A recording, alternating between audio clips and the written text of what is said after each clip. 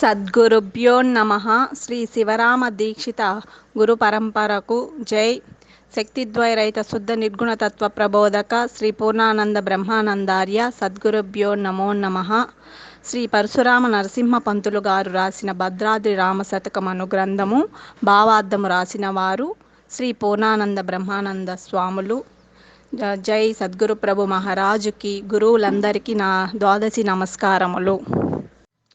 తుర్యాతీతమును ప్రతిపాదించే నిశ్శబ్ద మార్గము.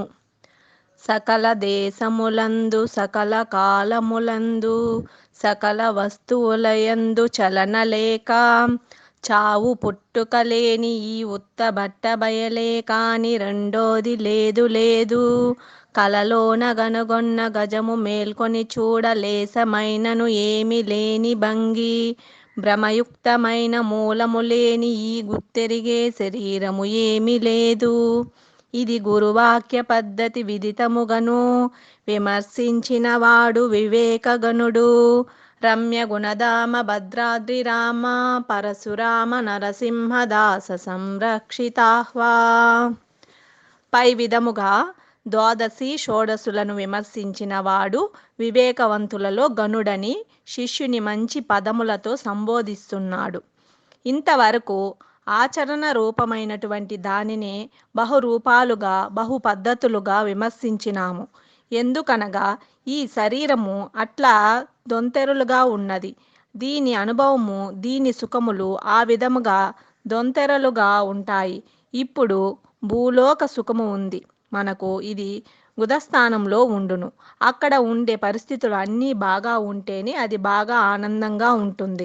ఇక భువర్లోక స్థానము లింగస్థానము, అక్కడ సృష్టి విధానము క్రమముగా నడిచే వరకు అక్కడ సుఖము ఉండును. అందుకే మనము తెలిసి కానీ తెలియక కానీ దేవతలను ఆరాధిస్తున్నాము. భూలోక స్థానంలో ఉండే విఘ్నేశ్వరుని పూజ చేసి భువర్లోకంలో ఉండే బ్రహ్మదేవుణ్ణి, సురలోకంలో ఉండే విష్ణువును, మహర్లోకంలో ఉండే రుద్రుడిని, జనర్లోకంలో ఉండే జీవుణ్ణి పూజించి, తపోలోకము అనగా భూమధ్యంలో ఉండే ఈశ్వరుని పూజించి, సహస్రారంలో ఉండే సద్గురుని పూజ చేయుచున్నావు. వీరికి ఏ రూపంగా నైవేద్యము పెట్టుచున్నామంటే హంసల రూపంలో పెట్టుచున్నాము. పూర్వకాలములో రోజులు లెక్క పెట్టేవారు, హంసలు లెక్క పెట్టేవారు. ఎంత హంసలు ఖర్చు పెట్టకుండా ఉంటే అంత ఎక్కువ కాలం బ్రతుకుతామనే నమ్మకం ఉండేది. అందుకే కుంభక యోగము చేసినారు. కుంభక యోగం అనగా గాలిని ముక్కు ద్వారా కడుపు నిండా బాగా పీల్చి కొన్ని నిమిషాలను గాలిని అట్లే శరీరంలో నిలిపి తర్వాత నిదానంగా బయటికి వదలాలి. ఇట్లా అనేక పర్యాయములు జరిపితే గాలి శరీరంలో నకసిక పర్యాంతము బాగా అన్ని అవయవాలకు వ్యాపించి ఆరోగ్యము బాగా ఉండును. మనము వివేకముతో ఏమి చేసినామంటే అన్నిటినీ విచారించుకుంటూ వచ్చినాము. విచారణలో చుక్కలలో చంద్రుని వలె నీ స్వరూపమే అంతా తప్ప ఇంకోటి లేదని తెలిసినది. ఇప్పుడు ఈ ఆత్మస్వరూపుడైన వానికి పరిపూర్ణ బోధ కావలసి వచ్చినది. ఈ స్థానమునకు వచ్చిన వారికి ఇక వేరే బోధలు పట్టవు. పాలు త్రాగు పసిపిల్లవానికి భోజనం పెట్టితే ప్రయోజనము ఉండదు. భోజనము తినే పెద్దలకు కేవలము పాలు ఒకటే ఇస్తే సరిపోదు. ఏ వయసు వారికి ఆ తిండి పెట్టాలి అన్నట్లుగా ఇప్పుడు భావము బాగా సూక్ష్మగ్రాహికి, చాలా మేధావికి పూర్ణబోధ చెప్పాలి. ఇది ఎట్లా ఉంటుంది అంటే సకల దేశములయందు సకల కాలములయందు సకల వస్తువులయందు దేశకాల వస్తు పరిచ్ఛేదము లేనటువంటిదే పరిపూర్ణము. దేశముతో విడదీయరాదు. ఈ దేశంలో ఉంది, ఆ దేశంలో లేదు అనరాదు. భూత భవిష్యత్ వర్తమాన కాలములలో ఆ కాలంలో ఉంది, ఈ కాలంలో లేదు, ఈ కాలంలో ఉంది, ముందు కాలంలో ఉండదు అని చెప్పి కాలముతో విడదీసేకి వీలు లేదు. అట్లే ఈ వస్తువులో ఉంది, ఆ వస్తువులో లేదు, ఏనుగులో ఉంది, దోమలో లేదు అనే వీలు లేకుండా సకల వస్తువులయందు ఉండేకి ఉండాలి. ఇది చలించకుండా ఉండేది అనగా అంతటా ఉండేది కనుక ఇక రెండోది కాకూడదు. అంతటా నిండి ఉండే వస్తువు కనుక ఇక పుట్టుకకు ఏమీ ఆస్కారం లేదు. అది లేని చోటు ఉంటే కదా పుట్టేది. సందులేని పదార్థానికి పుట్టుక ఉండదు. పరిపూర్ణ బోధ తెలిసిన తర్వాత మన పూజ ఎట్లా ఉంటుంది అంటే పరాపూజలో మొదట స్వామిని ఆవాహనం చేసినప్పుడు పూర్ణస్య వాహనం కుత్ర సర్వదారస్య చాసనం అన్నప్పుడు పూర్ణంగా ఉండే వస్తువుకు రండి స్వామి మేము పూజ పెట్టుకున్నాము అని ఆవాహనం ఏ విధంగా చేసేది అంటే, ఇక్కడ లేకుండా అక్కడ ఎక్కడో ఉంటే పిలువవచ్చు. కానీ పరిపూర్ణంగా ఎక్కడ చూచినా ఉండే స్వామిని రా స్వామి అని ఎట్లా పిలిచేది? కావున పిలిచేకి వీలు లేదు. అంతటా ఉండావని తెలుసుకోవడమే నీకు ఆవాహనము. సర్వదారస్య చాసనం అన్నిటికీ ఆధారంగా ఉండేదానికి ఆసనం ఎట్లా వేసేది? మనము అనేక మణిమయ రత్న సింహాసనం సమర్పయామి అంటాము. అంటే ఎలా సరిపోవును? పరిపూర్ణ బోధలోనికి మనం వచ్చిన తర్వాత సర్వానికి ఆధారంగా ఈ సృష్టి నీవు ఉంటేనే ఉండేది. నీవు లేకపోతే ఎక్కడా ఉంటుంది? దీనికి స్థానం ఎక్కడ ఉంది? కాబట్టి సర్వధారాయంగా ఉండే వారికి నేను ఆసనము వేయాలంటే నాతో కాదు, మరి ఏం చెయ్యాలి? సర్వధారముగా ఉండావని భావించడమే నీకు ఆసనము. నేను తిరిగి ఒక కుర్చీ తెచ్చి ఎక్కడ వేసేది అని అంటాడు. వీడు పూజ చేయమంటే బాగా చేస్తాడు. భావంలో ఏమైనా లోపము ఉందా అంటే లేదు. బయట పూజలో అయితే అచింతాయ నమః బిల్వపత్రం సమర్పయామి, భువన రక్షణ తత్పరాయ నమః వకుల పుష్పం సమర్పయామి మనము అంటామే తప్ప ఈ పుష్పాలన్నీ సమర్పించలేము. ఇందులో అనృత దోషము ఉండును. కానీ జ్ఞాన పూజ అయిన పరాపూజలో ఈ దోషముండదు. స్వచ్ఛాయ పార్గంచ శుద్ధ చాచమనం కుతః అంటే గురువుగారు నడిచినప్పుడు కాళ్ళు చేతులు ముఖమును దుమ్ము ధూళి అంటుకొని ఉండును. అప్పుడు మనము వీటిని శుభ్రం చేయాలి. కానీ గురువుగారు నిత్య శుద్ధుడని, ఏ విధమైన మాలిన్యం అంటని వాడని, పరిపూర్ణమైన పరమాత్మ తత్వాన్ని గురువుగా భావించినప్పుడు ఏ విధంగా కడగాలి, శుద్ధి చేయాలి? గురువు పరిశుద్ధుణ్ణి ఏ కాలంలో కూడా మలినమంటని వాడిని తెలుసుకోవడమే పాదములు చేతులు ముఖములు కడగడము. ఇక నిర్మలస్య కుతస్థానం అనగా ఏ విధమైన మలినము లేకుండా అలసట లేకుండా నిర్మలమైన వారికి స్నానము ఎట్లా చేయాలి? పరమాత్మను ఏ కోణంలో చూచినా ఏ విధమైన కర్మలు అంటక నిర్మలంగా ఉండాడని భావించడమే స్నానం చేయడము. కర్మ చేయకుండా జ్ఞాన పద్ధతిలో మనకు పూజకు వస్తువులు లేకుండా పూజ చేయొచ్చు, పూజా ఫలమును పొందాలి. జ్ఞాన ఫలానికి మించిన ఫలము లేదు. వస్త్రం విశ్వోదరస్య అనగా విశ్వమునంతా ఉదరంలో పెట్టుకొని నీకు నేను గుడ్డ కట్టేది ఏ విధంగానయ్యా? ఈ విశ్వమునంతా నీవే గుడ్డగా చుట్టుకొని ఉన్నావు. కాబట్టి నిన్ను నేను ఇంత గొప్పవాడిగా భావించడమే గుడ్డను సమర్పించడము. కానీ లేకపోతే నేను ఏమి గుడ్డను పెట్టుదునయ్యా ఇంత పెద్దదానికి అని భావంలో అనుకోవడమే వస్త్రము సమర్పయామి. నిరాలంబ సోపవీతం అనగా మనము గురువుగారికి యజ్ఞోపవీతం వేస్తాము. బ్రాహ్మణులకు ఉపనయనం చేసేటప్పుడు ఇది వేస్తారు. ఎందుకు వేస్తారంటే, నాయన నీకు ఈ శరీరాన్ని నడిపించేవాడు ప్రాణదేవుడు అంటే భర్గోదేవుడు. ఇతడు ఎక్కడ నుండి ఎక్కడికి వస్తాడంటే భూలోకం నుండి సత్యలోకం వరకు సంచరిస్తాడు. అందుకే ఈ గాయత్రి మంత్రము చెప్పేటప్పుడు ఓం భువః ఓం భువః ఓం భువః ఓం సువః ఓం మహః ఓం జనః ఓం తపః ఓం సత్యం అనగా భూలోక భువర్లోక సువర్లోక మహర్లోక జనర్లోక తపోలోక సత్యలోకము వరకు ఉన్నది. వీటినన్నిటినీ సూత్రప్రాయముగా కాపాడేవాడు ఎవడు? ఇదిగో ఈ భర్గోదేవుడు. నాయన ఈ దేవుణ్ణి జ్ఞాపకం చేసుకో అనగా సంధ్యా సమయంలో స్నానం చేయనప్పుడు తీరిక సమయంలో ఈ దేవుని జ్ఞాపకం చేసుకోమని నూలు పోగులు వేసినారు. వాస్తవమునకు అంతటా ఉండే స్వామికి ఆలంబన లేదు. నీవు నిరాకార స్వరూపుడవు, నిరాలంబుడవని తెలుసుకోవడమే యజ్ఞోపవీతం వేయకపోయినా వీడికి లోపమేమీ రాదు. పోని పరమాత్మకు వచ్చినదా? లేదు. ఫలసిద్ధి ఏ విధంగా ఉండాలంటే కర్మ తక్కువగా ఉండాలి, ఫలము ఎక్కువగా ఉండాలి. ఇది పరాపూజ యొక్క ధర్మము. రామస్య భరణం కుతః అంటే అండపిండ బ్రహ్మాండంలో ఉండే జీవకోట్లన్నిటినీ నీవే రమిస్తున్నావు. నీ యందుననే వజ్ర వైడూర్య నీల గోమేధిక రత్న మాణిక్యాది మునులు సువర్ణ రజితాది లోహము లోపల అంతా నీ యొక్క తేజస్సే ఉన్నది, వేరేది ఏమీ లేదు. కావున నీవు అన్నిటినీ రమిస్తున్నావని భావన చేయడమే ఆభరణాలు ఇవ్వడము. జ్ఞాన పూజలో ఒక్క పైసా వేయకుండా ఖర్చు పెట్టకుండా ఆయన తృప్తిపరుస్తాడు. నిర్లేపస్య కుతో గంధం, లేపనము అంటే గంధము అని అర్థము. మనము ఏవైనా శుభకార్యాలు చేసేటప్పుడు కానీ, శరీరమునకు ఉష్ణము అధికమైనప్పుడు ఉష్ణము తగ్గేకి కానీ గంధము పూసుకుంటాము. కానీ సర్వవ్యాపకమైన దానికి, నిరాకారమైన దానికి, ఆకాశాది పంచభూతములు దానికి అంటవు. ఉష్ణము ఉండునని నేను గంధము ఎట్లు పెట్టుదును? నీకు ఏమీ లేపనము అవసరము లేదని భావించడమే గంధము పెట్టడము. పుష్పం నిర్వాసనస్య చ, మనం పుష్పములను సువాసన రావాలని అర్పిస్తాము. కానీ ఇక్కడ ఈయన నాసికము లేనివాడు, ఏ విధముగా వాసనలు గ్రహిస్తాడు? వాసనారహితుడని భావించడమే పూలు సమర్పించడము. నిర్గంధస్య కుతో ధూపము, నిర్గంధునిగా భావించడమే ధూపము సమర్పించడము. స్వప్రకాశస్య దీపము, దీపమును మనము వెలిగించాలంటే ఎన్ని వస్తువులు కావాలి? ప్రమిద, నూనె, వత్తి, అగ్గిపెట్టె, ఇవి అన్నీ కావాలి. ఇన్నిటిని సంయోగము చేసితేనే దీపము వెలిగించగలము. కానీ ఆయన ఏ విధంగా ఉంటాడు? తన స్వరూపమే ప్రకాశము. ప్రకాశము స్వప్రకాశము అనగా స్వంత ప్రకాశము. నీవు స్వయం ప్రకాశుడవని భావించడమే దీపము సమర్పించడము. నిత్యతృప్తస్య నైవేద్యం, మనము ఇప్పుడు నైవేద్యముగా రకరకాల వంటలు పెడతాము. సాకారుడైన గురువు గారికి పెడితే సరిపోవును. నిరాకారమైన దేవునికి ఇవి పెడితే ఎట్లా సరిపోవును? పెట్టలేము, అతడు తినలేడు.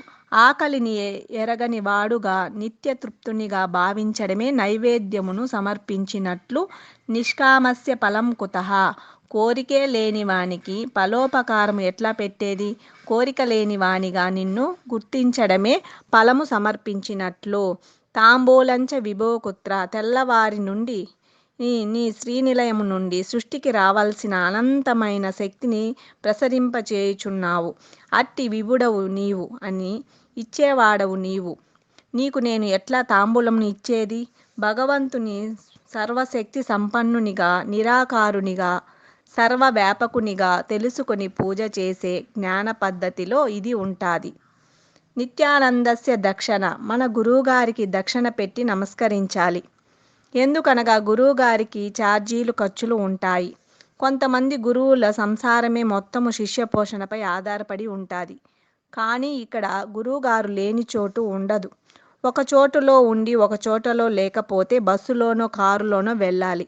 అంతటా ఉండేవారు కనుక ఆయనకు దక్షిణతో పని లేదు. నిత్యము ఆనంద స్వరూపునిగా భావించడమే దక్షిణ సమర్పించినట్లు.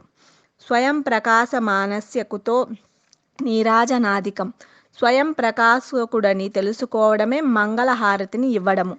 ఎందుకనగా అమంగళమే లేనివాడు, అశుభమే లేనివాడు మంగళకరునికి అశుభములు కలుగు వానికే హారతి, కానీ ఇవి లేని వారికి హారతి అవసరము లేదని భావించాలి.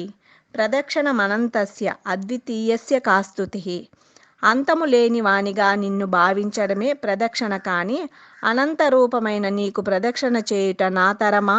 ప్రదక్షిణ చేయుట ఎవరి తరమూ కాదు. అనంతముగా ఉండావని భావించడమే ప్రదక్షిణ. నీవు నేను రెండుగా లేము కదా. ఉంటే నీవైనా ఉంటావు, లేకపోతే నేనైనా ఉంటాను. రెండుగా లేము కదా. నీవు నేను ఏకమైనాము. అజ్ఞానము ఎంతవరకు ఉండునో అంతవరకు రెండుగా ఉంటాము. ఎప్పుడు గురువు దగ్గర సంపూర్ణ విద్య అలవడుతుందో ఇక ఏకమే అవుతాది. ద్వితీయము లేనప్పుడు ఎట్లా స్తుతిస్తాను? నీవు అవతార పురుషుడవయ్యా, నీవు మహానుభావుడవయ్యా, నీవు నన్ను రక్షించేకే పుట్టినావు అని ఏ విధముగా అంటాడు? అనేకి వీలు లేదు. అంతర్బాహ్యస్య కదాముద్వాసనం భవేత్, లోపల బయట ఎక్కడ చూచినా ఉండేవానివి నీవు. ఊరికి పోయిరా స్వామి అని ఉద్వాసన ఎలా చెప్తాడు? ఆయన లేని చోటు ఉంటే కదా. జ్ఞాన పూజ చేయువారికి ఇక కర్మలు అన్నీ నిలిచిపోతాయి. ఇయమేవ పరాపూజ సర్వావస్థాసు సర్వదా, ఈ యొక్క జ్ఞాన పూజ సర్వకాల సర్వావస్థల యందు ఎవడైతే ప్రేమ బుద్ధితో చేస్తాడో వాడు సమస్త అరిష్టముల నుండి విడుబడతాడు. ఈ విధముగా పరిపూర్ణమైన దేవునికి పూజ జ్ఞాన పద్ధతిలో చెప్పినారు. ఈ పరిపూర్ణమైన దేవుడు ఒక్కడే ఎప్పుడూ ఉంటాడు. ఇక రెండోది లేనే లేదు. ఏషాం అజ్ఞాన జీవానం సమస్తారిష్ట శాంతయే యస్య బోద్ధవ్యమఖిలం తద్భక్త్య బ్రావీమ్యహం. అజ్ఞాన జీవనము లేకుండా, అరిష్టాలు లేకుండా శాంతితో జీవితము గడపగలము.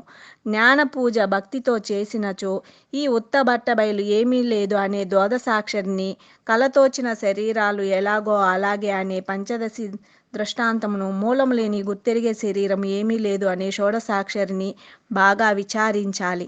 కలలోన కనుగొన్న గజము మేలుకలో చూడగా కొంచెమైనను లేని విధముగా ఈ జగత్తు ఏమీ లేదు. మనకు ప్రపంచ భ్రాంతిని విడిపించాలంటే కలనే దృష్టాంతంగా చెప్పుకోవాలి.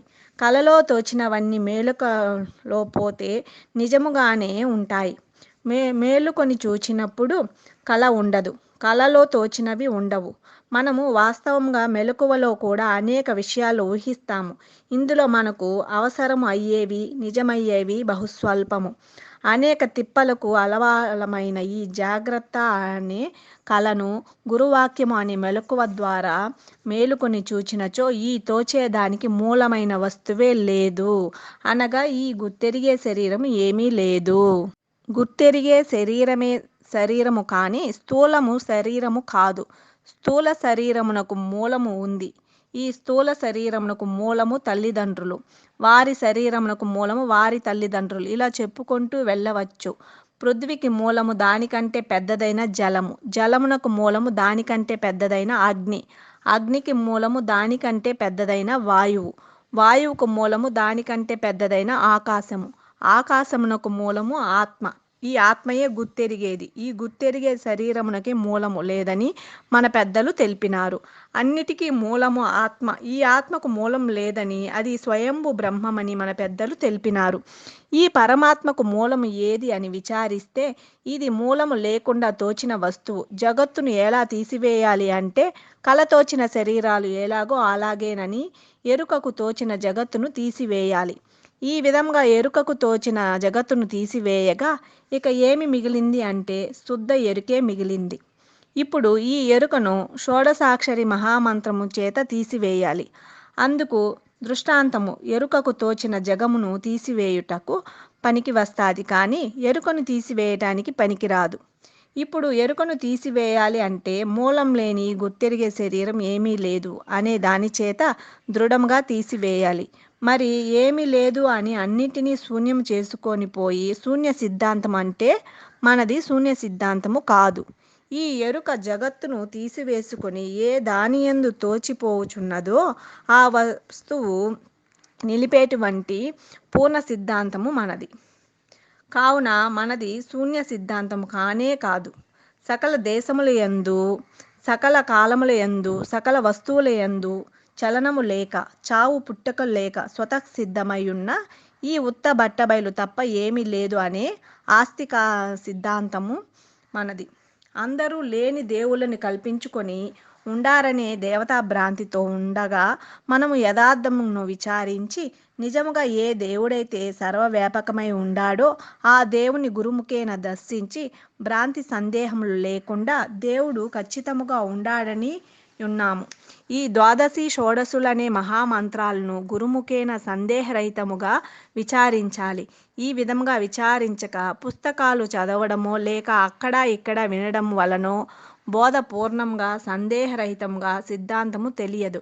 ఉన్నది పరిపూర్ణము, లేనిది ఎరుక, ఇంతే కదా బోధ అని దేవుడు అంతటా ఉన్నాడనో, దేవుడు నీలోనే ఉన్నాడనో, నీవే పరిపూర్ణమనో ఇలా తెలియని మాటలు మాట్లాడకుండా ఈ గురు రహస్యాన్ని అంతా కూడా క్రమ పద్ధతిగా తెలుసుకున్నప్పుడే మనకు బోధలో సంపూర్ణత్వము సిద్ధిస్తాది. ఈ ఉత్త బట్టబయలేమి లేదనుచును ద్వాదశాక్షరి చాలా తలచవలెను. మూలమింతియులేక మేలుగా నెరిగెడి ఈ శరీరద్వయమేమి లేదు అని గురువాక్యంబు విని సంతతంబు ఆది ఉంచంగవలనిది కొంచెమనక.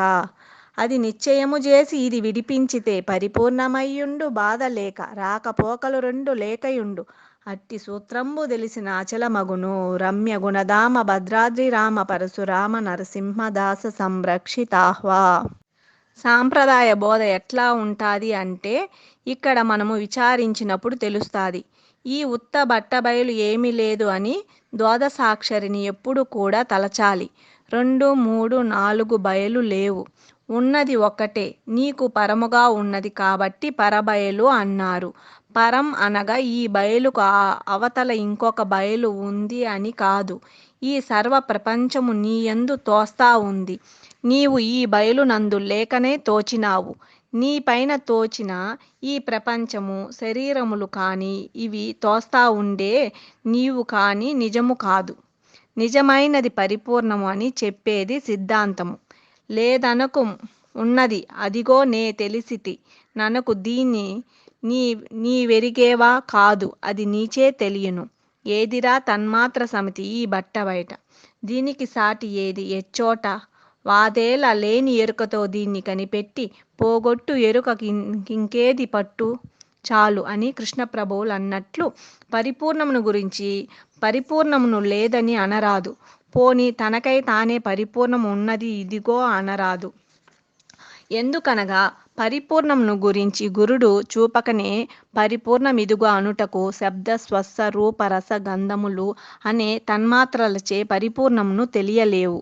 పుట్టినది మొదలు ఈ తన్మాత్రలనే తెలుసుకుంటూ ఉంటాము. నాలుకతో రుచులను, చర్మముతో స్పర్శను, కన్నులతో రూపమును, చెవులతో శబ్దమును, ముక్కుతో వాసనలను తెలుసుకోగలము. కానీ వీటిచే పరిపూర్ణమును తెలియలేవు. లేని ఎరుకతో ఈ పరిపూర్ణమును కనిపెట్టి నిన్ను లేని ఎరుకగా అర్థం చేసుకొని ఈ ఎరుకను పోగొట్టుము. ఇక ఏది పట్టదు చాలు అనే విషయములను తెలుపుచున్నాడు. ఈ ఉత్త బయలేమీ లేదనుచును ద్వాదశాక్షరిని చాలా తరచవలెను. పూటకు 1000 చొప్పున ఉదయము, మధ్యాహ్నము, సాయంత్రము ఒక్కొక్క పూట 1000 చొప్పున చెప్పుకుంటూ చక్కగా అర్థం చేసుకోవాలి. ఎక్కడో ఉండేది పరిపూర్ణము అని అనరాదు. ఎక్కడ చూచినా సందు లేకుండా ఉండే వస్తువే పరిపూర్ణము. ఇక మూలం లేని గుర్తెరిగే శరీరం ఏమీ లేదు అనేది ఎప్పుడు కూడా మరవకుండా ఉండాలి. ఉన్నది పరిపూర్ణమని నిర్ణయము చేసి లేనిది ఎరుకని ఎరుకను తన భావంలో విడిచి ఉండాలి. వేదాంతము మాటల మాత్రము చేతనే నిర్ణయానికి రాదు. వాచ్యార్థము, లక్ష్యార్థము, అనుభవార్థము, నిర్ణయార్థములో చివరి వరకు అనగా నిర్ణయము అనేది బాగా జరిగే వరకు వేదాంత విచారణ సద్గురు సన్నిధిలో జరగాలి. ఒకసారి నిర్ణయం బాగా జరిగినదంటే ఇక బ్రహ్మాదులు వచ్చి చెప్పినా కూడా ఆ నిర్ణయము మారకూడదు. పరిపూర్ణము ఉన్నదని లేనిది ఈ ఎరుక అని నిశ్చయము చేయునదే ఈ సిద్ధాంతము. ఏతన్మిథ్య శుద్ధ వియత్ కించిన్నాస్తి అని ద్వాదశాక్షరిని బాగా విచారించాలి. నిర్మూలమే తదా జ్ఞాన శరీరం నాస్తి కేవలం అని షోడశాక్షరిని కూడా సంతతము విచారించి దీనికి దృష్టాంతమఖ్యమైన స్వప్నే ప్రతీయమానాని రూపాని చ యథా తథా అనే పంచదశిని శ్రద్ధగా విచారించినప్పుడు ఈ గురువాక్య సిద్ధి లభిస్తాది. ఇప్పుడు దేశము నిండా గురువులుండారు. పూర్తిగా బ్రహ్మ విద్యను అనగా శివరామ దీక్షిత సాంప్రదాయ ప్రబోధను తెలుసుకోకుండానే గురువులై తాము తరించకుండానే సిద్ధాంతమును అర్థం చేసుకోకుండానే ఇది భూతబయలు, ఇది కాకుండా వేరే బయలున్నది, ఈ ఎరుక పరిపూర్ణమగునని, ఈ కనబడేదంతా ఎరుకేనని ఇలా చెప్పుకుంటూ మీకు నిజము తెలియదు, మా సాంప్రదాయక గురువులకే తెలుసునని ఇలా చెప్పుచు భ్రాంతి మీకు కానీ మీ గురువులకు కానీ తొలగినదా అని అందరినీ ప్రశ్నించుకుంటూ రాజమార్గంలో అనగా వారు గురువాక్యానుసారము నడిచే వారిని భయభ్రాంతులకు లోనయ్యేటట్లు చేయుచుంటారు. విద్య తెలుసుకునేది ఒక పద్ధతి, ఇక దాన్ని దృఢీకరణ చేసుకొని దాని ప్రకారమే జీవించేది ఒక పద్ధతి. ఇది మహా కష్టము. బోధ దృఢం అయ్యే వరకు ఈ ధర్మాన్ని చక్కగా విచారించుకుంటూ రావాలి. ఈ విధముగా విచారించినప్పుడు బోధ పడుతుంది.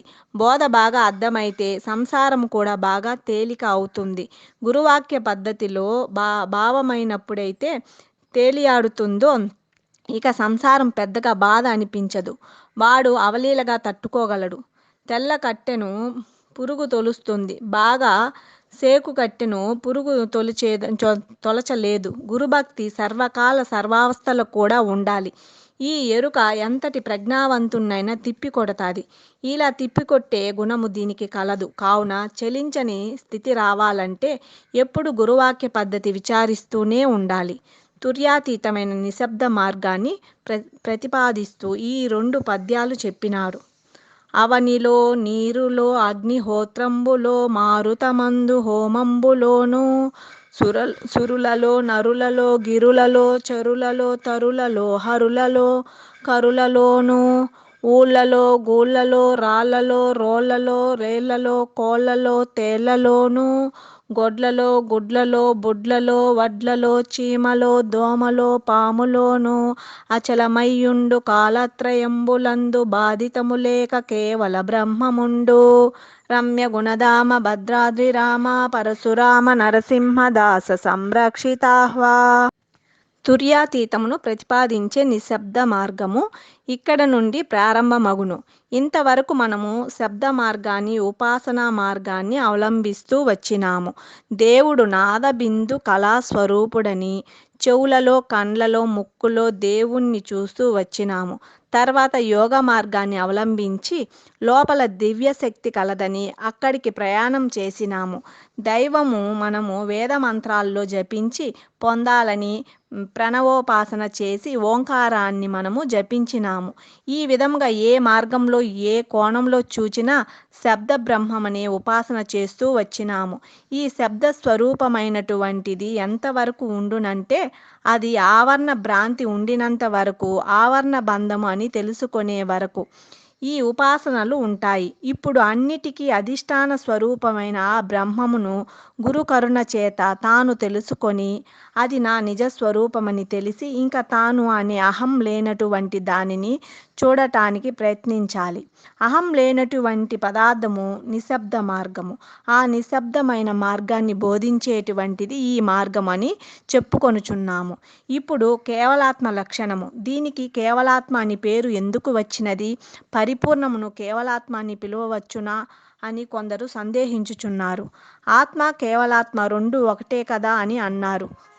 కానీ ఆత్మ, ప్రత్యేగాత్మ, పరమాత్మ, బ్రహ్మము ఈ పదాలు అన్నీ కూడా ఎరుకకు వాడినటువంటివే. వస్తువు దగ్గరికి వెళ్ళినప్పుడు తేడాలుంటాయి. వీళ్ళు పరమాత్మ అంటారు, మనము కేవలాత్మ అంటాము. వాళ్ళు పరమాత్మ అంటే ఏ దానికి ప్రతిపాదించినారని చూస్తే నేను అనే దాన్ని ప్రతిపాదించినటువంటిది వారి పరమాత్మ తత్వము.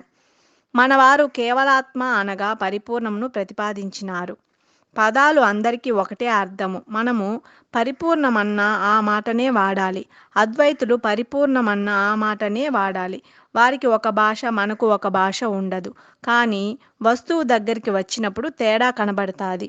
వారు ఏ వస్తువును పరిపూర్ణం అంటారు, మనము ఏ వస్తువును పరిపూర్ణం అంటాము అనేది వస్తువు దగ్గర తేలుతుంది. కావున శబ్దార్థాలకు వాదించకుండా వస్తునిచ్చే జ్ఞానంతో ప్రతిపాదించేదే సిద్ధాంతము. అందువలన కేవలాత్మ లక్షణాన్ని, కేవలాత్మ పేరుతో పరిపూర్ణమును ఈయన ప్రబోధిస్తాడు. ఇప్పుడు వస్తువుల్లో పరిపూర్ణమని చెప్పుకుంటూ వస్తున్నాడు. సకల వస్తువులలో ఉంది, వస్తుభేదము లేకుండా పోతాది. సకల కాలంలో ఉంది అన్నప్పుడు కాలభేదం లేకుండా పోతాది. సకల దేశంలో ఉన్నది అన్నప్పుడు దేశభేదము లేకుండా పోతాది. పరిపూర్ణమైన దేవుడు సర్వత్రా నిండి ఉంటాడు అనే దానికి మనకు మన పరిధిలో తోచేవారికి ముందు వాటిని అన్నిటి యందు కాలభేదము లేకుండా పోతాది. సకల దేశాల్లో ఉంది అన్నప్పుడు దేశభేదం లేకుండా పోతాది. పరిపూర్ణమైన దేవుడు సర్వత్రా నిండి ఉంటాడు అనే దానికి మనకు మన పరిధికి తోచిన వారికి ముందు వాటిని అన్నిటి యందు నిండి నిబిడీకృతంగా ఉంది అని ప్రబోధన చేయాలి. ఆ విధముగా వస్తువును చూపించుకుంటూ పోవాలి. మనము విధియ నాటి చంద్రుణ్ణి చూపాలి అనుకోండి, అది చిన్న రేఖగా ఉంటుంది. మనము దాన్ని పిల్లవానికి చూపేటప్పుడు ఇదిగో ఆ కొమ్మ చాటున చూడు, ఆ రెమ్మ చాటున చూడు అని చూపించి అదిగో చంద్రుడు అని ఎట్లా చూపిస్తామో ఆ విధంగానే పరిపూర్ణమైన వస్తువును కూడా వస్తువులలోనే చెప్పుకుంటూ వస్తున్నాడు. ఆ తర్వాత వస్తువులు లేకున్నా ఈ వస్తువులు పుట్టక ఉన్నప్పుడు, ఈ వస్తువులు ఉన్నప్పుడు, ఈ వస్తువులు నశించినప్పుడు కూడా ఉన్నదని చెప్పాలి. ఇది బోధ యొక్క క్రమము. మనము ఈ విధంగా మాయను ఎందుకు చెప్పాలి అని వాదము చేయరాదు. పెద్దలు ప్రబోధించేదానికి ఎంతో ఆలోచించి ఎంతో తపస్సు చేసి ఏ విధంగా చెప్పితే శిష్యునికి మనోభావంలో ఇది స్థిరంగా నిలబడుతుందో, ఏ విధంగా అయితే శిష్యునికి సందేహరహితం అవుతుందోనని వారు ఆలోచించి తపస్సు చేసి చెప్పినటువంటిది ఈ బోధక్రమము. ముందు సకల వస్తువుల్లో సహా ఇట్లా ఉన్నది అని పేర్లు చెప్పి, ఈ పేర్లు గల వస్తువులన్నిటిలో పరిపూర్ణము నిండి నిబిడీకృతముగా ఉన్నదని చెప్పినాడు. ఒక ఊరిలో ఇద్దరు స్నేహితులు ఉండేవారు. అందులో ఒకరు మరొకరితో, మనము కొన్ని రోజులు ఆశ్రమమునకు వెళ్ళి గురువును చేరి వేదాంతము విచారించి వస్తామురా అని పిలిచినాడు. అందుకు రెండవ వాడు, ఎందుకు మనము మన పని చేయుచు రోజు మన పల్లెలో గల దేవాలయములకు వెళ్ళి దైవ దర్శనం చేసి వస్తే చాలదా అని పెద్దల వద్దకు వెళ్ళడానికి ఒప్పుకోడు. ఇతడు గ్రామంలోనే బాగా సంపాదించుకుంటూ దేవాలయాలకు వెళ్ళి దేవుణ్ణి దర్శించుకుంటూ ఉంటాడు. మొదటివాడు దేశాటన చేసి పెద్దల దగ్గర వేదాంత విచారణ చేసి కొన్ని సంవత్సరముల తర్వాత సొంత ఊరికి వస్తాడు. ఇద్దరు కలుసుకొని యోగక్షేమాలు విచారించుకొని కొన్ని రోజులు దేవాలయాలకు వెళ్తాడు. ఒకరోజు ఈ వేదాంత విచారణ చేసిన అతడు, మనము గుడికి వచ్చి దైవ దర్శనం చేసుకుంటూ పోతున్నాము కదా, ఇందులో ఉండే దేవుడు మనము పెట్టే ప్రసాదం తినడు, మాట్లాడడు. మనము చేయు ఈ పూజా విధానం వల్ల ప్రయోజనం ఏమి అని అడిగినాడు. అప్పుడు వీడు, లోకము అంతా చేయు పని మనము చేయుచున్నాము, ప్రయోజనం ఉందో లేదో నాకు తెలియదు అని చెప్పినాడు. లోకమంతా సందేహపడకుండా దైవ పూజ చేయుచున్నారు, కానీ మనకు సందేహం వచ్చినది, తెలుసుకొని పూజ చేస్తే మంచిది అని అనగా, ఆ రెండవ వాడు, నాకు తెలియదురా, నేను ప్రొద్దున లేవడము, స్నానం చేయడము, గుడికి రావడం, దైవ దర్శనం చేసుకోవడం, వ్యవసాయ వ్యాపార పనులు చేయడము, దీనిని గురించే నాకు ఆలోచించడము సరిపోచున్నది. నీవే గురువుల దగ్గర అన్నీ విచారించి ఉంటావు చెప్పమనగా, అప్పుడు పెద్దల వద్ద విచారించి వచ్చిన వాడు ఈ విధంగా చెప్తాడు. దేహో దేవాలయ ప్రోక్తో జీవో సనాతనః. ఆగమ శాస్త్రము ప్రకారము కట్టిన దేవాలయంను మనము బాగా పరీక్షించి చూచినచో, మనము చక్కగా పడుకున్నప్పుడు మనము ఎట్లా ఉంటామో దేవాలయం కూడా అట్లే ఉంటుంది. గర్భగుడి మన తలవలే ఉండును. గుడిలో చైతన్యమైన దేవుడు ఉంటాడు. దేవుని దగ్గర 2 దీపాలుంటాయి. మన తలలో భూమధ్య స్థానంలో అన్నిటినీ విచారించి తెలుసుకునే దేవుడు ఉంటాడు. ఇరువైపుల గల కన్నులు దీపాలు పోలి ఉంటాయి. దేవునికి ధూపము పెడతాము. మనకు ఉచ్ఛ్వాస నిశ్వాసల రూపంలో గాలి ముక్కు గుండా వచ్చిపోవును. గంట దేవునికి ఎదుటగా ఉండును. మనకు నోరు గంట రూపంలో వాగును. ఇక హాలు చూడు మన శరీరం వలె ఉండును. ముఖద్వారం మన పాదం వలె ఉండును. ఇక ధ్వజస్తంభము కుంభస్తంభములు 2 సృష్టికర్తలైనటువంటి అంగాలు. ఇంత పెద్ద దేవాలయము కట్టి ఇక్కడ దేవుడున్నాడని చూపించేది అజ్ఞానంతో కాదు, ఎప్పటికైనా మనిషి ఆలోచించి ఈ శరీరమే దేవాలయము, ఈ శరీరంలోనే దేవుడున్నాడని తెలుసుకుంటారని, నిజము తెలుసుకుంటారని చెప్పగా, రెండవ స్నేహితుడు విని ఆశ్చర్యపడి, నిజము కదా అని తాను కూడా పెద్దల వద్ద చేరి నిజము తెలుసుకొని తరిస్తాడు. ఈ విధంగా ఒక వస్తువును గురించి సంపూర్ణంగా ప్రబోధించాలంటే ఈ విధంగా చెప్పుకుంటూ రావాలి. అందుకే మన పెద్దలు పరిపూర్ణము సకల వస్తువుల్లో చూడు, పృథ్వీ జలము అగ్ని వాయువు ఆకాశములనే పంచభూతాల లోపల ఇక సురులు నరులు గిరులు నదులు తరులు హరులు కరులు అనగా దేవతలలో, మానవులలో, కొండలలో, చెరువులలో, చెట్లలో, హరులలో, కరులలో పరిపూర్ణము ఉన్నది. దేవతలు, మానవులు, రాక్షసులు, గంధర్వులు, కిన్నెరలు, కింపురుషులు అని అనేక తెగలు మానవునిలో ఉండారని, వారికి ప్రత్యేక లోకాలుంటాయనేది భ్రాంతితో చెప్పినదే కానీ, నిజముగా విచారిస్తే మానవుల గుణాలను బట్టి వేరువేరుగా భావించినారే కానీ ఆకారంలో అందరూ మానవులే. మానవులలో మానవులుగా ఒక తరగతి, మానవ దేవతలుగా ఒక తరగతి, మానవ రాక్షసులుగా ఒక తరగతి, మానవ పశువులుగా ఒక తరగతి. వీరి గుణాలను బట్టి నిర్ణయించేవారు కానీ ఆకారంను బట్టి కాదు. సినిమాలో చూపించినట్లు వెంట్రుకలు విరబోసుకొని పెద్ద పెద్ద కండ్లను కలిగి ఘోర పండ్లు కలిగి ఉండేవారు రాక్షసులుగా భావించరాదు. సృష్టిలో అటువంటి వారు ఎక్కడా లేరు. గుణమును బట్టి మానవులే దేవతలుగా, రాక్షసులుగా, నరులుగా, పశువులుగా ఉంటారు. పరిపూర్ణము ఊర్లలో, గూళ్ళలో, రాళ్ళలో, రోళ్లలో, కోళ్లలో, తేళ్లలో, పశువులలో, గుడ్లలో, బుడ్లలో, వడ్లలో, చీమలో, దోమలో, పాములో, సకల చరాచర జంతుజాలములయందును నిండి నిబిడీకృతముగా చలించక త్రికాలములయందు ఉన్నదని చెప్పుచున్నాడు. శిష్యునికి క్రమపద్ధతిగా ఆత్మ బ్రహ్మం ఏకత్వం బోధించిన తర్వాత పరిపూర్ణ బోధ బోధించినది ఎట్లా ఉంటుంది అన్నప్పుడు ఇదిగో ఈ విధంగా ఉంటుందని ఒక పద్ధతిగా చెప్పుచున్నాడు. ఈ విధంగా చెప్పడం వల్ల వినేవారికి వార్ధిక్య పద్ధతి బాగా అర్థమవుతుంది. అమనస్కుడు ఈ అశరీరుడు ఏ విధంగా అవుతాడు అంటే భావచలనం లేకుండా ఏ దానిని కూడా మనసులో సందేహించకుండా ఎప్పుడు నిశ్చలమైనటువంటి స్వభావంచే ఉంటాడు. జై సద్గురు ప్రభు మహారాజుకి జై.